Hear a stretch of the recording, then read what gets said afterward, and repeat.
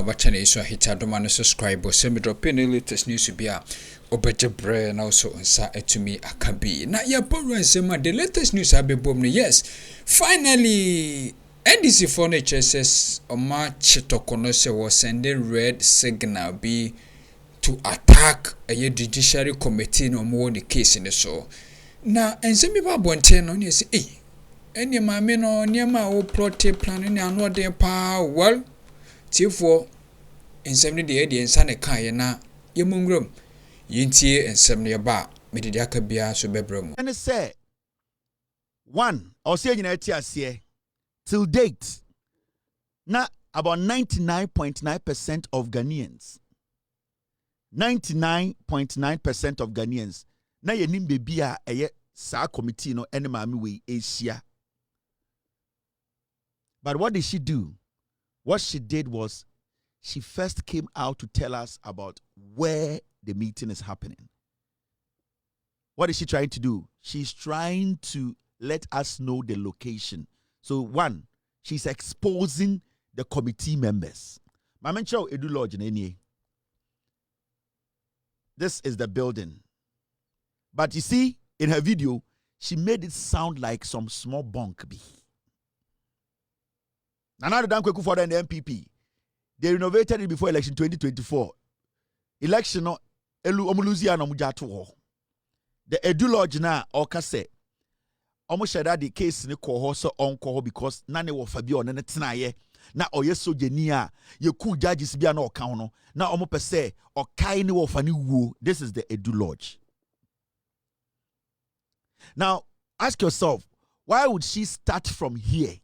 One thing she wanted to do, she wanted to blow the cover of the committee, where the committee meets. She wanted Ghanaians to know, say, aha, and if you're a bad person and you hate what is happening, if you hate poor man, if you hate those committee members, this is where you have to come. She was sending a red signal. You and I, do we care about where this hearing is happening or was happening? No. The government did everything possible to keep it away from us. But why do you think this woman will start by exposing where the meeting is happening? Because opesa odi obia okasa committee no and anyone involved opesa odi omoto a very difficult position. She is breaking the security down. What this woman is doing, she is basically calling for help.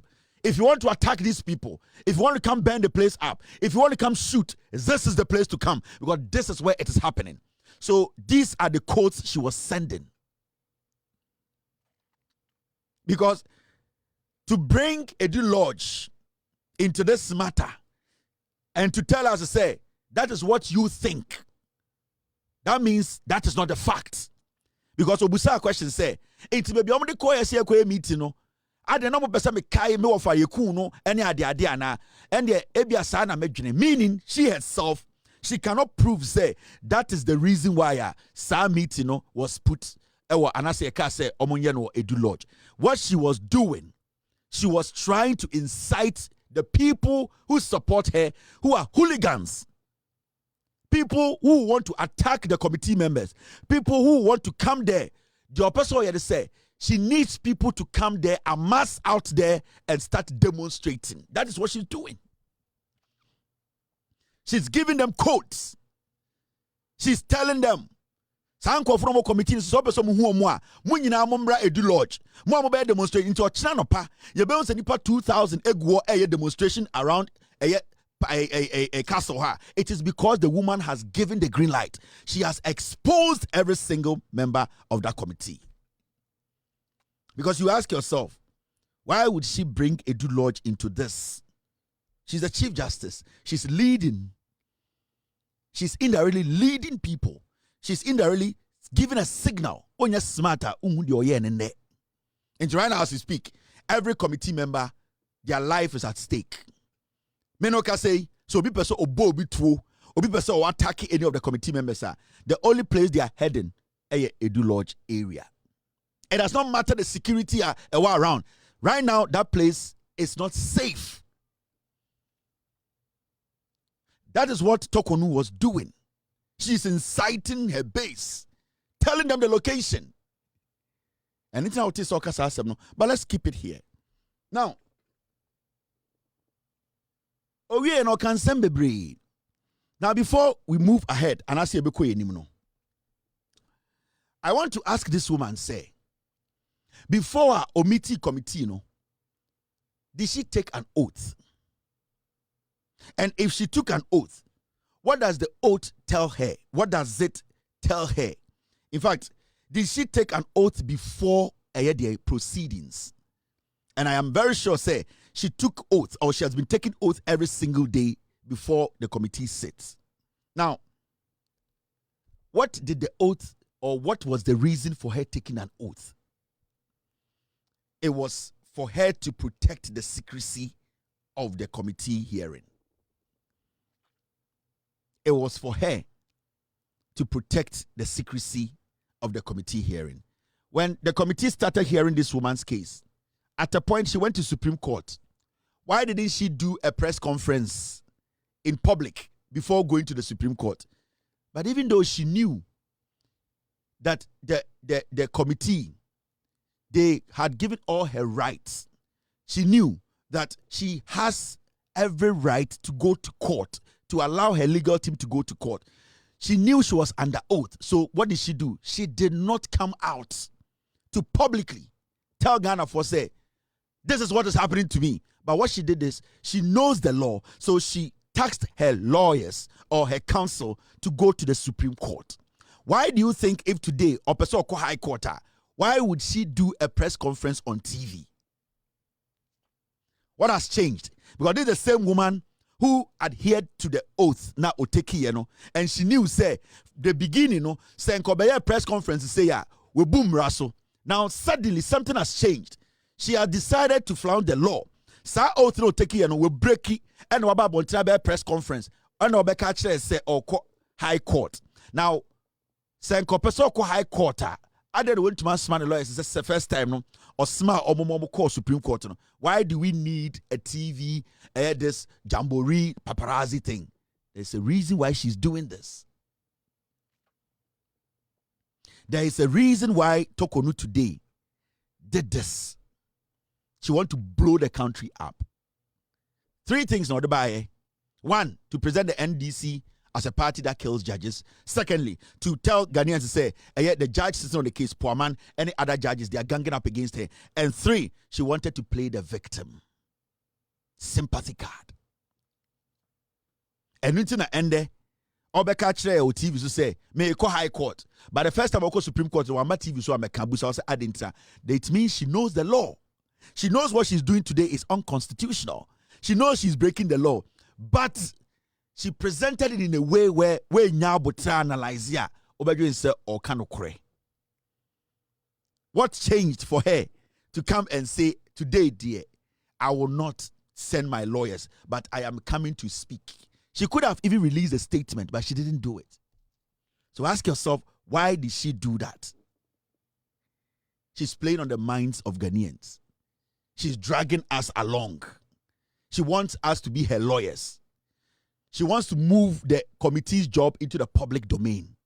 She wants to politicize the committee's report that is being guided by the Constitution. Because whatever is happening at the committee, she is struggling to answer the questions. Now she's playing rough.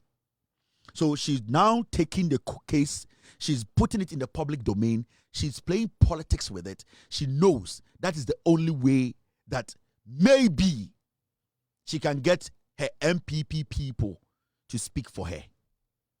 Now, Osaka Sembi, Benya Butrena mi yewe because me pesa Ghana for the Torkornoo ye and or say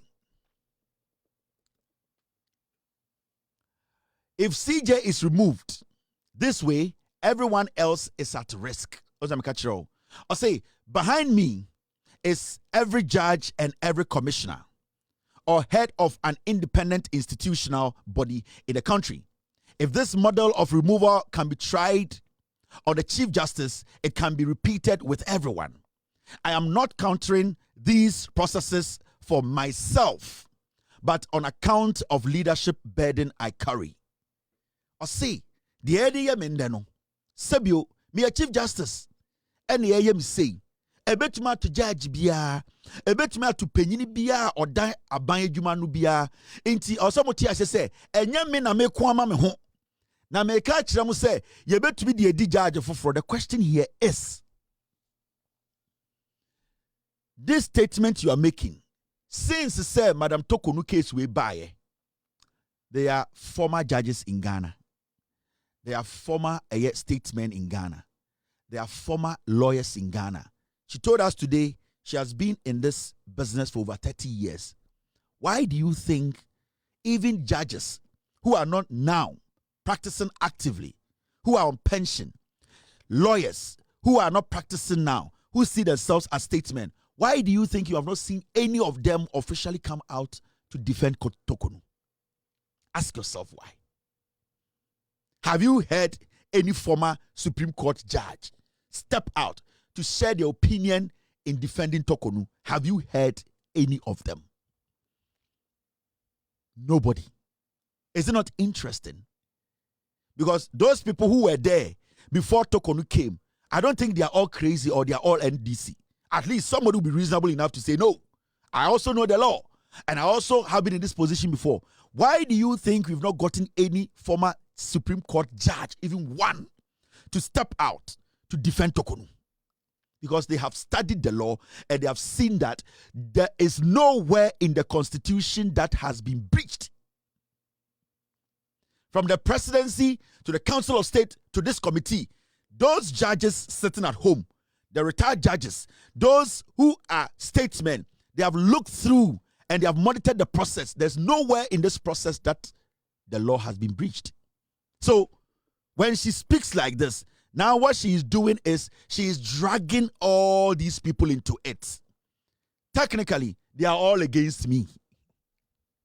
I don't think the former judges, the former lawyers, majority of the statesmen and all that in Ghana, they will all be against you. They are not defending you because no law has been broken. No law in this country has been broken when it comes to you, this process that you are going through. Torkornoo came out, and what he came to do is to destroy and distract our judiciary and democracy. And the otis or make a statement where you ask yourself, so why haven't these people you are talking about? You want to tell me, say, every former judge, every former lawyer, every statesman in Ghana, all of them are against you being removed? No, madam. There's a problem with you. They have read through the lines. There is a problem with you, Torkornoo. And you are trying to push the blame on them. Because a retired judge, I say, some way there, I don't even want to comment on it. If they are doing something bad like this to Torkornoo, why wouldn't I speak on it? It is because analyze the case now. Who say baby ni wa process we will be a breach rano. So this woman, whatever she's doing, she's calculating what she's doing. She knows what she's doing. And obejina okasa almost 1 hour. When to men stati emraba kwa echere se obi ebu emrano so processing. This is the Chief Justice of Ghana. She could not quote one law. Or to me then insasi ni boka say the president, the committee, whoever is involved in this process, obi a breach emrano. She could not quote one law, one constitutional law. To say, where in Amijina so. She could not do it. This is the Chief Justice of the Republic of Ghana. Because she knows the process is legit. The process is constitutional. She is forcing a narrative. She is creating a narrative. She is forcing you to believe in her kumewood. She knows what she's doing. She's communicating. She could have released a statement and told her lawyers to go to High Court. And why did she come on TV to do it? Why did she come to open her mouth and do it on camera? Or that conversation, she wants to be in there. She wants to direct the conversation. Now, Hadia, listen to this woman very well.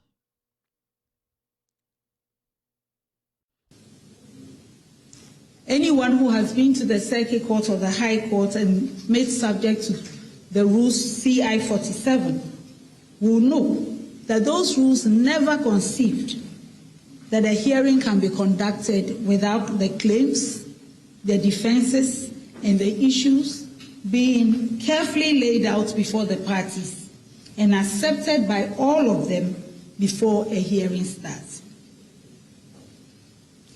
Ladies and gentlemen, it is this total absence of compliance with all known rules of fair hearing that has caused my lawyers to file applications for judicial review in the High Court to declare all the proceedings void.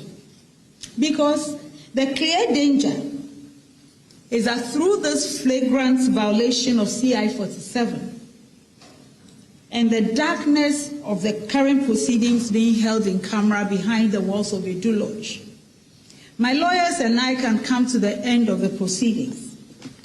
The evidence will show that every one of those allegations in the petitions that were given to me on 27th March is unfounded and untrue.